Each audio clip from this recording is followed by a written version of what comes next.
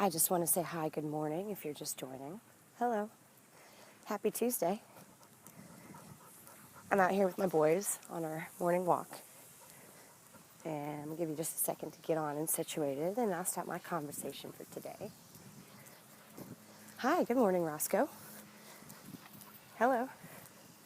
How are y'all? You all looking? The big one is Atlas. That is my big red-nosed pit bull. He's 6 years old. The little dude is Asher. He's a short-legged Jack Russell Terrier. He will be 5 in January. So they're kinds of awesome. And y'all, I look a mess. I'm just going to prepare you right now. Hi, sister. Hi, good morning. Y'all recognize these sunglasses yet? Anyway, I'm on my dog walk this morning, and I'm trying to find a nice quiet spot. Today I'm going to go sit down somewhere, and I'm going to talk to you about a topic that is on my heart to talk about. It's going to be very vulnerable today, but that's all right. I feel like if I can be vulnerable with a bunch of strangers and the end result is that someone gets something from it that helps them in their life, then I'm okay with that. So I'm heading over to I think I'm going to head over to the pier where I sat down, the little boat dock where I sat down yesterday. Well, I went over yesterday, but I believe there's a picnic table I can sit down at. Because see, y'all, if I'm walking the whole time, I'm not going to be thinking the way I need to be thinking because I'm walking and it's hot. So I'm going to find a little spot and sit down. Anyway, really quick, before I get to where I'm going, tell me where you're coming from this morning. If you want to say hi, good morning. If you're just joining me and you've never been on one of my scopes before, my name is djshannonc. Some people know me by my name, which is Shannon Chaney. And I'm an entrepreneur and a business owner and a professional DJ out of Tampa, Florida. It is hot here, even though it's November. So where are you guys coming from this morning? And happy Tuesday. Cicely, if you're still here, I think it's probably Tuesday afternoon for you. I hope you're having a good day so far. Hello. Hi, good morning. Look, y'all, I'm just looking for a quiet spot to sit down. In fact, you know what? I think I got one. Hi, good morning, Iowa. Hello. How are you all today? Because, see, the people are out, doing all of the landscaping and yard stuff, and so I want to try to get to a spot where you're not going to be terribly distracted by the lawnmower guys. So there's a spot over here. Look, check it out. This is the laundry room and mailboxes and workout area. Check it out. They gave us a teal door. It's one of my favorite colors. Too bad the rest of the buildings are super ugly. And it's like a workout facility over here. So hold up, let's sit down really quick. Because there's a bench. My dogs are like, yeah, let's sit down, Mom. Yeah. Hold on. I just want you to see what's going on right now. Y'all clicking and clacking around. Sit down. So hi, good morning. Hi. I guess we're going to do our scope from here today. Hi, good morning.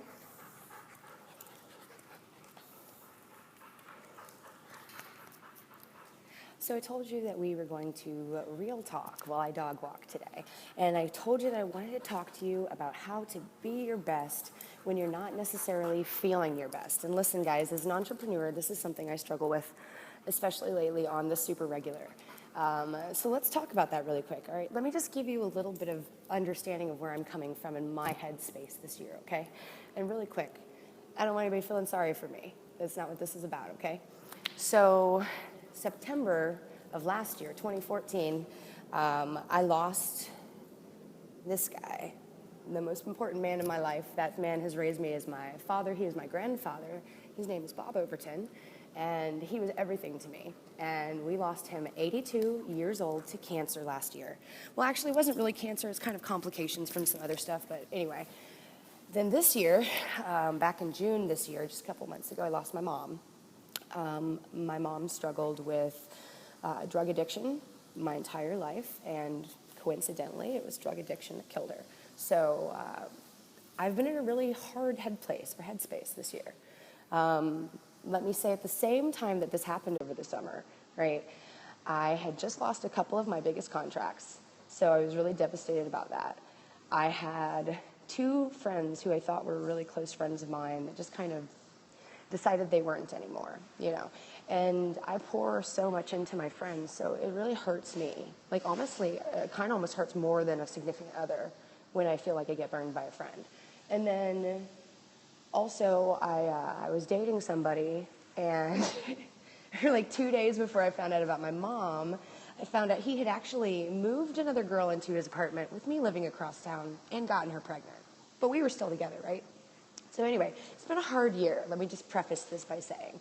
Now, the reason I'm being vulnerable with you guys is because obviously I want you to understand that sadness and depression is something that we all go through, whether it's something that you deal with clinically because there's really no external factors, it's just stuff inside your body, inside your brain, or whether it's stuff that we deal with from a external factor because you've just got sad stuff going on in your life, right?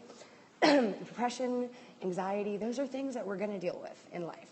And as an entrepreneur, those are things you really can't afford to have stopping you. We need to have good ways, strong ways to deal with these things. Because here's the deal. When I worked my 9-to-5 job and I was depressed or sad or whatever, I could work.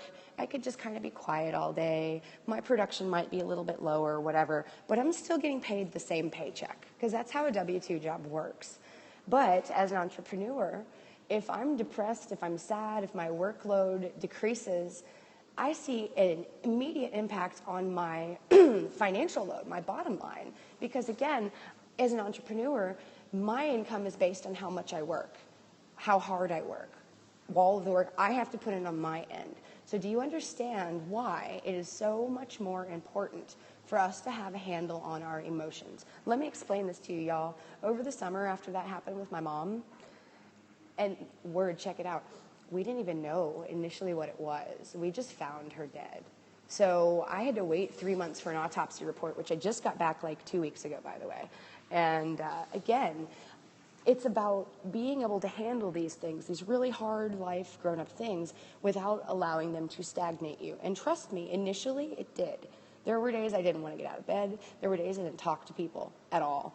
There were days that, and there still are days sometimes, that I'm up, I'm out of bed, but I feel like I'm just floating around the house and I'm not getting anything done and I'm just all caught up in my emotions, right?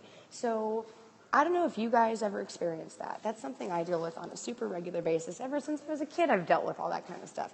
And so what I want to share with you today, because I know I've already taken some of your time, is how to deal with that so that you can snap back and move forward. Okay, so that's what I want to talk about. And again, I think I see a couple of you still with me. Thank you for hanging out. If you're on the replay, I know it's deep conversation today. I apologize it's not light and fluffy. But again, thank you for hanging out. So here's some things that I do for me personally, all right? When you're in a depressed state or in an anxious state, for me, I get this like internal dialogue.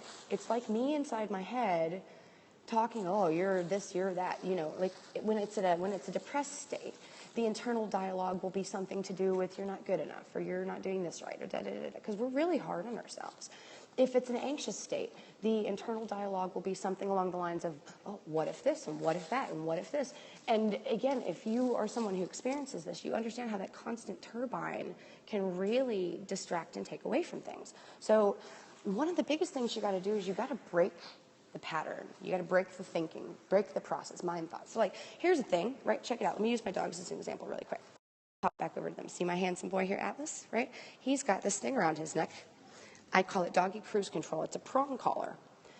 And it is a training mechanism that allows me to administer a correction to him when he is getting to a level of like being riled up that I don't like. And what that does is it emulates a dog bite, which, by the way, for those of you out there who think that prong collars are cruel, actually it's pretty much the only effective way to communicate with your dog. So what it does is it basically administers what feels like to them a dog bite, which in a wild pack of dogs, the dominant dog is going to bite the subordinate dog to let them know that the behavior is not okay. So it instantly breaks the thought process, right? So like say I was walking a few minutes ago and my big guy starts growling at another dog. Why? I don't know, because he's being a jerk today.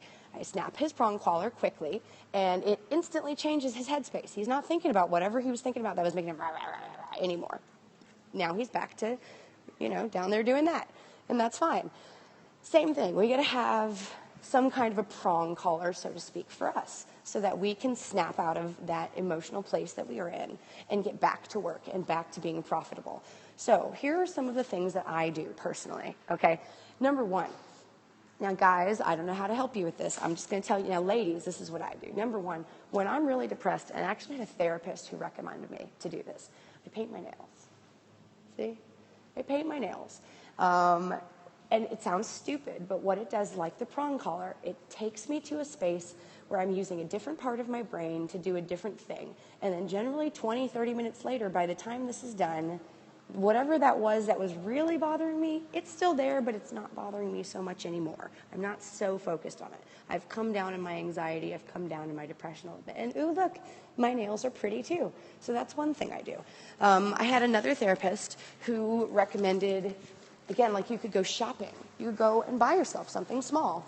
So if you're feeling really sad or depressed or whatever, go over to the store and get yourself a new pack of, I don't know, hair ties or a cheap set of sunglasses or something. Again, it's inexpensive. It uses a different portion of your brain, and it snaps your mind out of the place that you were just in. So that's one thing I do. All right. Another thing I personally like to do is I have a few people in my life that are kind of like my always make me feel better people, right? These people, no matter what kind of mood I'm in, they understand me, they understand who I am, where I come from, and I can call them up and they can tell by my voice that I'm kind of down.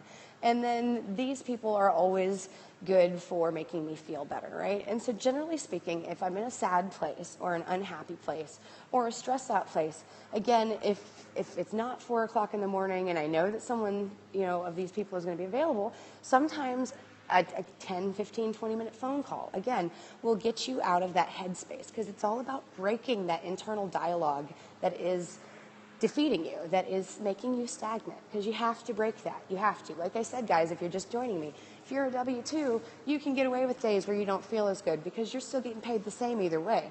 But if you're an entrepreneur, if you work for yourself, if you're a business owner, we've got to find ways to power through those bad days so that we don't lose money.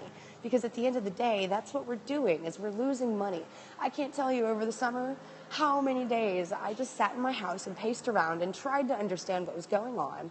And really, what was I doing? I was just losing money. I mean, I looked back at my books for May, June, and July of this year, and my mom passed in June.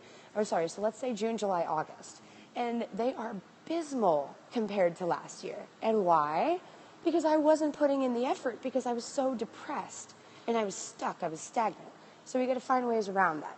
Another thing I do, right, so let's say that you don't have people that you can necessarily pick up the phone and call, right? So I have a couple groups that I belong to in Facebook that are they're like entrepreneurial groups. One of them is a Product Palooza group. One of them is like Scope-Timber pop-up group. Another one is Peace Feels Like group, okay? And whenever I haven't got access to the people I can call on the phone who are going to be able to help me out, then I pop into one of these Facebook groups. Again, I just take a few minutes, because listen, if you're already feeling depressed, anxious, whatever, you're already stagnant. All right, so you don't need to feel guilty for doing one of these things, because you're already not doing anything that's doing anybody any good or making you any progress. So why not take a moment and do something different, okay? So I pop into one of these Facebook groups, right? Peace Feels Like is one of my favorites, because the whole concept of that group is people post pictures of things that make them feel peaceful, and then hashtag Peace Feels Like, and then whatever.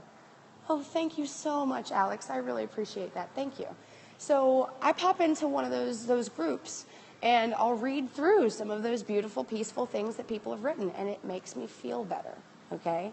And that helps instantly. It doesn't fix everything. I mean, guys, you have to understand life is really hard, and there is no instant fix-all for everything. It's all about having the gumption, the audacity, the steadiness of mind to get yourself through it. That's really what it's about, right? So, like I said, you could do something like that, like pop into a Facebook group.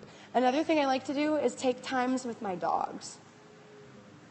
Now, being your best doesn't happen overnight. Guys, I'm a mess a lot of times. I still struggle, okay? Like I said, I'm dealing with two of the biggest losses of my life in like the last year, and really one of them in the last couple months. So it takes time, and it's okay. It's okay. You can take baby steps. When my mother was alive, what she did used to tell me all the time when I would get nervous about things, she would tell me the easiest way to get to something is just baby steps. Put one foot in front of the other, and the next thing you know, you walked a whole mile. Boom. So it's the same thing with this. Another thing you got to do is, oh man, it is not easy. Vegas, I feel you. I have lost my mom, my dad, my grandfather, my brother, my sister, and my grandmother. So it's just me. I've got some aunts and uncles, and they're awesome. I have one uncle in particular, my Uncle David. He is my favorite. But unfortunately, none of us are as close as we'd like to be, and it's still not the same as having mom, dad at the end of the day. So yeah, it's never going to be better. It'll get easier, but it's never going to be better like they were there again. That's just how it is. And again, as an entrepreneur, we need to know how we can move from those feelings of emotions that you're going to feel into a productive place.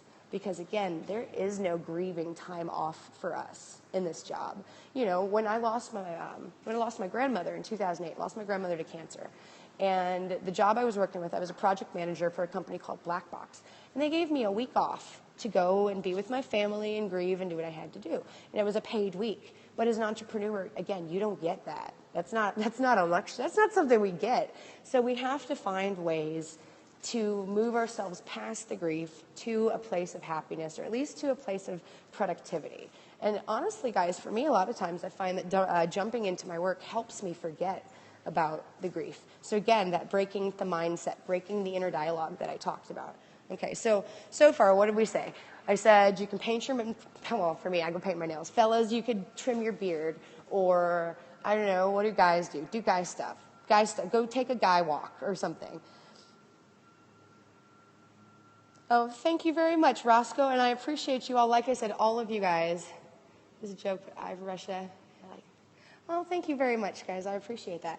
So, like I said, guys, I said one of the things we could do is we could clean, we could shave, we could I don't know, what do guys do that guys like to do?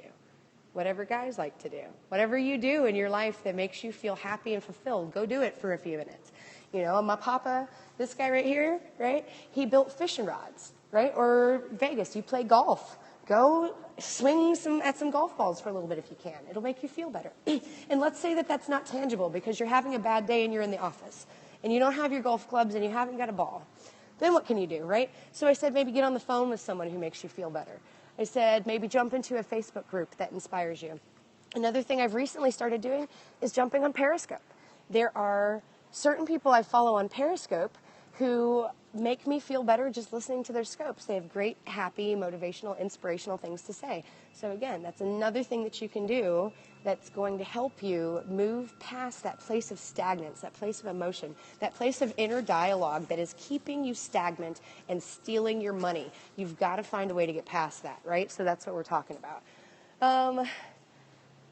So yeah, that's kind of it, guys, man. That's just some of the things I do. Again, remember, it's about breaking the inner dialogue. So like this morning, let me give you an example, right? For me, and I'm a super empathetic person, which means the downside of being a super empathetic person is that you're also a super sensitive person. It means that I get my feelings hurt really easy and I get sad really easy because I care so much about everybody. That's just how I am. It's how I'm wired, you know. So this morning I woke up and I had an email from one of my folks over at Scratch Events asking me, oh, where's Atlas? Hold up. He's right over here. So I had an email from one of my folks over at Scratch Events asking for this week. And I confirmed back with her and I said I was available. And then I emailed her and I'd asked her if there was a travel stipend included because it's out of my general service area. And she emailed me back and she was like, oh, come on. Or what did she say? She's like, yikes, Shannon, you know that there's not, da-da-da-da. But the way that she said it, right, we're actually walking back to the house, so don't worry, he's cool. But the way that she said it kind of hurt my feelings a little bit. And again, it's email. Side note, one of my biggest pet peeves in the world is when people use my name in a negative context. And I really hate that so much. Like, use people's name in a positive context. If you want to say, good job, Shannon, great. But if you're like, come on, Shannon, no. You don't need to say my name for that. So please don't. It's the same thing that we're taught when we train. hold up, let me show you these guys again. We are taught, by the way, there was a point in time where I used to work with a dog behaviorist. I don't claim to be a dog trainer, but I know a thing or two about training and the psychology behind these guys. Anyway, so I say DJ, yeah, that's what I do, I stick to that. But it's the same deal with the dogs, right? So what the heck was I just talking about? Y'all, my train of thought just derailed. Oh yeah, saying their name, right? So when we're training, we're taught not to yell their name at them in a negative context because it makes them associate their name with negative things. We're told to say their name when they do something positive, like, yes, Atlas, good job, things like that. So, no, you're good, no worries. So anyway, so she had said my name in the email in a context where it almost sounded like she was kind of getting down on me. And y'all, that got me all in my feelings. Because I'm just silly that way. That's just how I'm wired, right? And so I had to figure out this morning, because I was feeling really bad. I emailed her back, and I was like, hey, I'm really sorry. Didn't mean to sound ungrateful. I haven't got my books in front of me. I didn't know if I'd asked you for a stipend before or not, And she emails me back, and she's like, it's fine, girl. No worries. But again, that moment of overthinking, that moment of emotion for me, it makes me stagnant. It keeps me from doing what I need to be doing. It keeps me from being my best. And so my remedy this morning to break my mindset was to jump on Periscope and do a short scope with you guys where I share with you what you can do to help you break your mindset when you're not feeling your healthiest. Because like I said, as entrepreneurs, we need to be at our as mentally as productive as we can at all times. So, like I said, those are just some tips I have for you guys. I appreciate you taking the time with me, being vulnerable. I appreciate you guys hanging out. Again, if you were able to find anything in what I said that helps you in any way, thank you very much. I love these. I actually got these this weekend from Saks. It's the first thing I ever bought from Saks. That actually, let's just be clear. The Saks off Fifth, y'all. It was not actually really Saks, which I play there Thursday, but I can't afford anything. I can't afford anything from Saks just yet. So anyway, thank you for joining, Roscoe. I'm glad you joined too. Again, if anything I said was able to help you at all, then my goal is completed. That's what I wanted for you this morning. We all come up on hard stuff in life. That's just life, right? It's how you get through it. It's how you stop your inner dialogue. It's how you move yourself forward to a happy place, right? Because even though crappy things happen, life is not that bad. It's actually pretty cool. All right, y'all. So I'm going to jump off. I take enough of your time. Thank you so much for hanging out. I appreciate you all. I will catch you in the replay, and I'll see you next time.